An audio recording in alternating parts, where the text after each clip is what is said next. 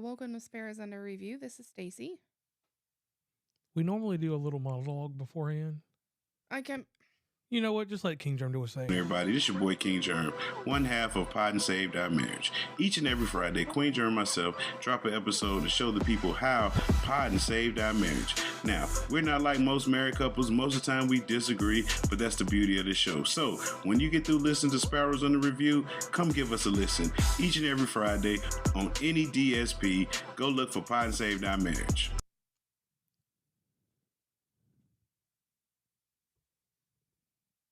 I was going to let you go ahead since you didn't like the way I did the introduction. You know, normally there's some type of monologue or some type of dialogue. Well, an interesting tale. We were in the great state of New Jersey. Or were we in Philadelphia? I don't know where it started, but something started with a bear. And this bear, his name is Paddington. I wanted to watch Paddington in Peru. And it was the third one in the series.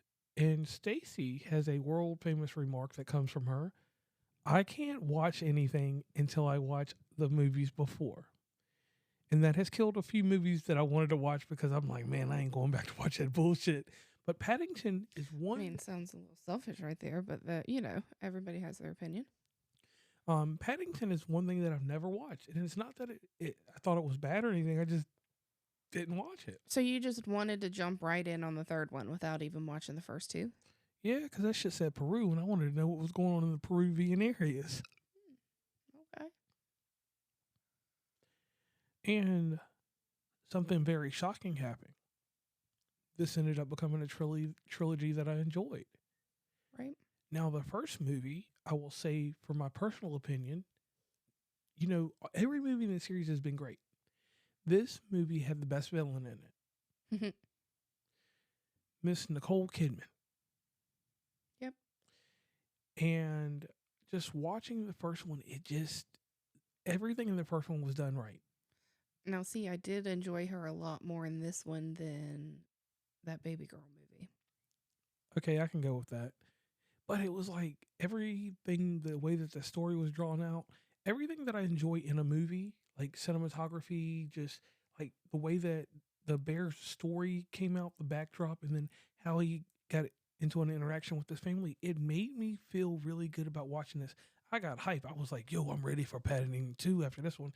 And this was a movie that got our full attention. It was one we sat completely through, at least on my end. On your end? Yeah, I watched the whole thing. And it had a great expression. I didn't know how old it was until, it's a 10-year-old movie. 11. I thought it came out in 2015. 14. Oh. Well, damn.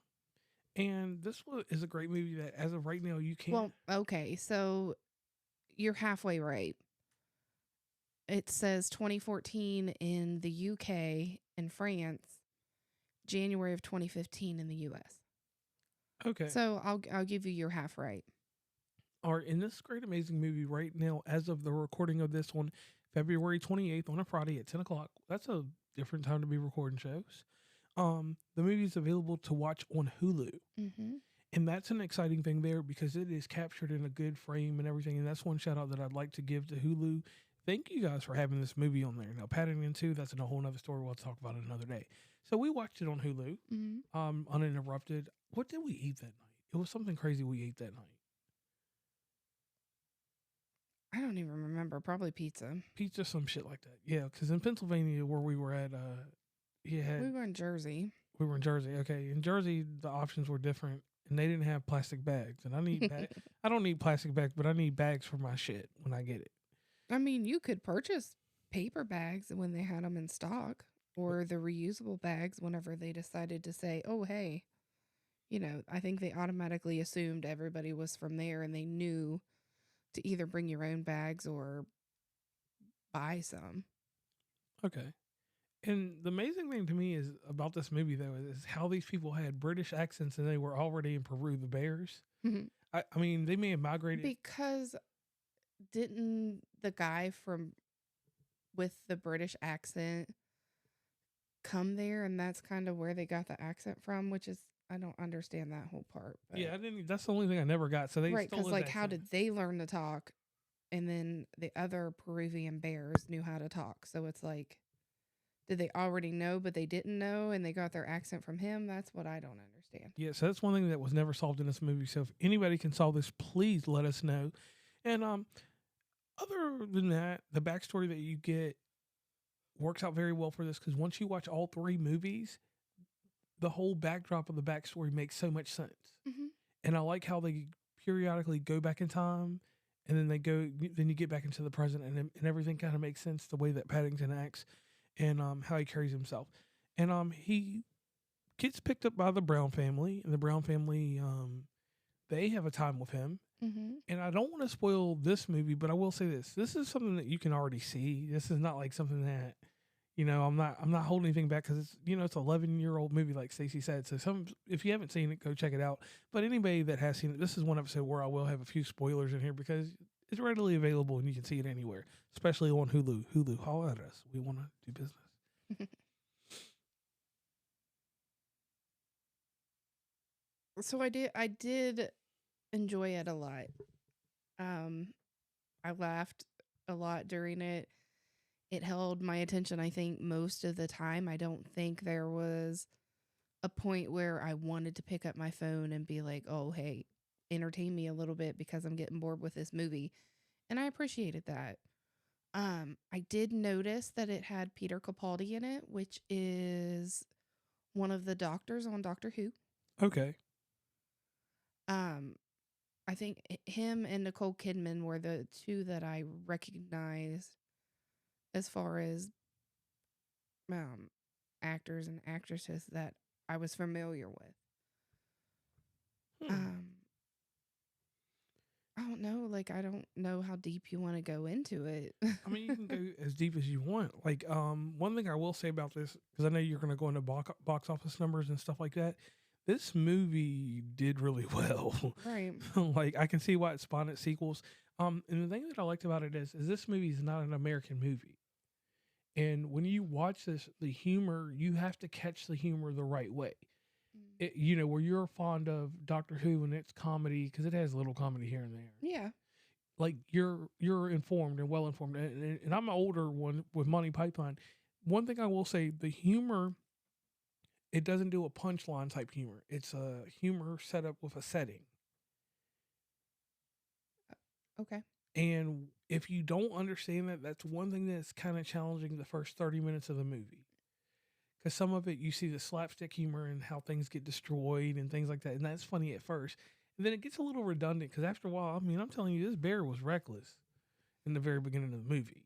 I mean, what do you expect? You have a bear that's living in the middle of, were they in London? Yeah, they were in London. Yeah. Really? So, I mean, honestly, what's a bear doing in London? I mean, A speaking bear doing in London, Right. of all things. right. I still found that silly. I thought that maybe the people in the movie had some kind of weird thing going on because, we'll take the fantasy. Like, but, you thought maybe they were Dr. Dolittle type people? yeah, and they could just understand the bear. No, like, everybody could understand them. Right. And then when he went ham and was like, I don't know, Right. telling his real name, nobody except the daughter could understand him. Eventually, yeah, because she was very good at different languages. Yeah, a lot of dialects. So that was one thing that I thought was interesting there. Overall, this movie is something that will go into my, not cutting it short, but this movie will go into one of my gems. This is one of my top 200. Okay. It's one of those things where it draws the line of this. You can show this movie to anybody and they'll enjoy it. Mhm. And our scale goes from Doug to Baby Asher. And on the Doug scale, Doug would watch this if we put it on for him.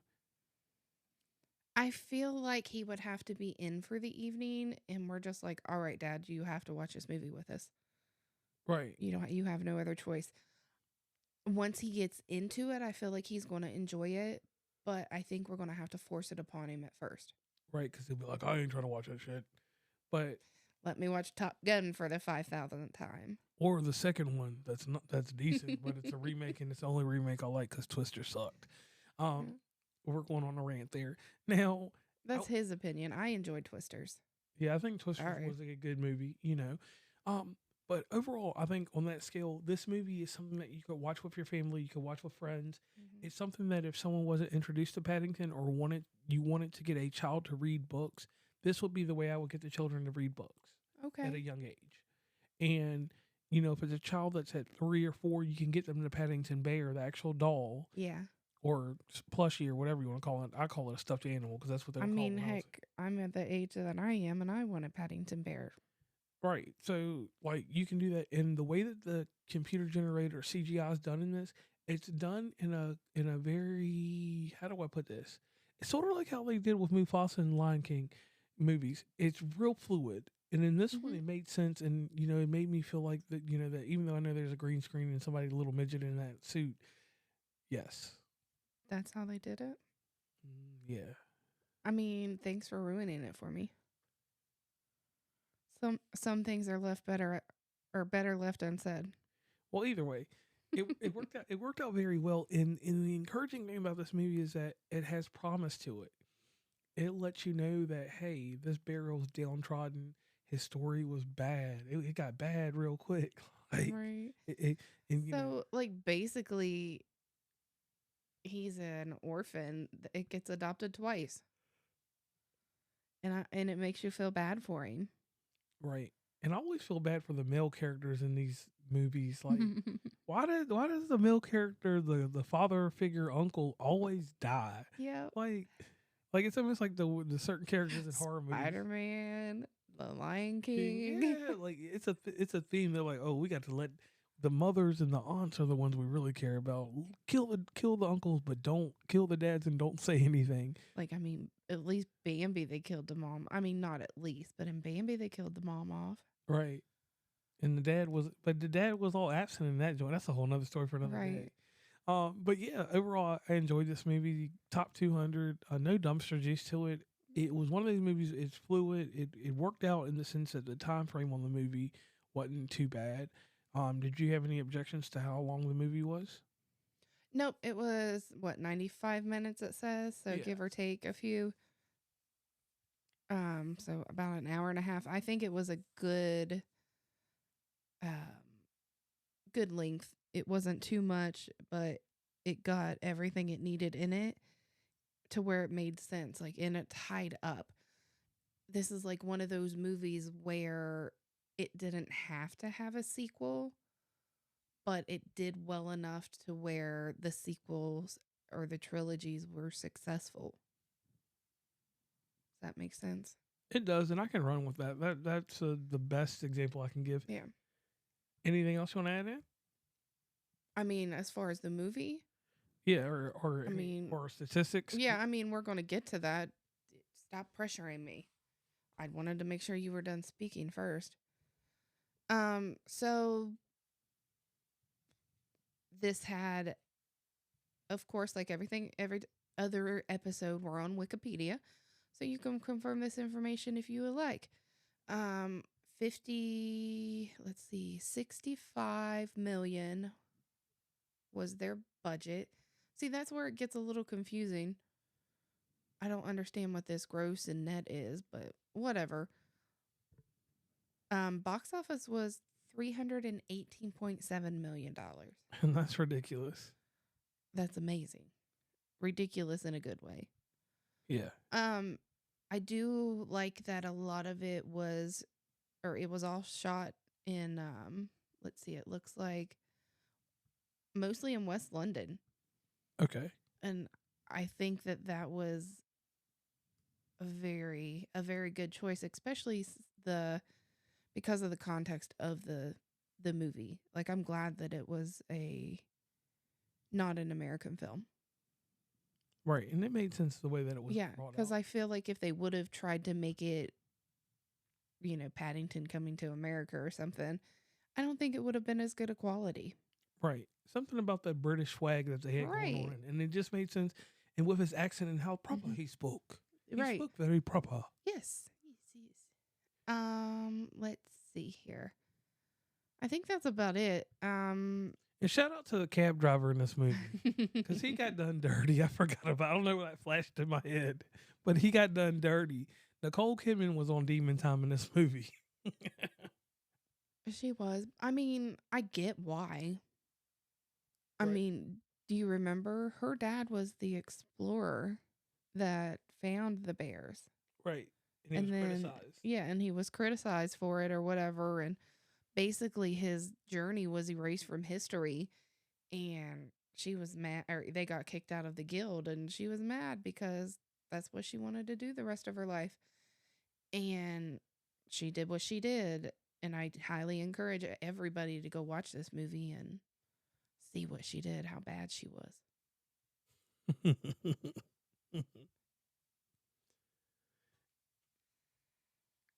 Um, I mean, I don't know. I don't want to go too far into it because that's going to give a lot of the movie away. Right. We did give quite a bit, but there's so much detail in the movie that is going to be worth your time.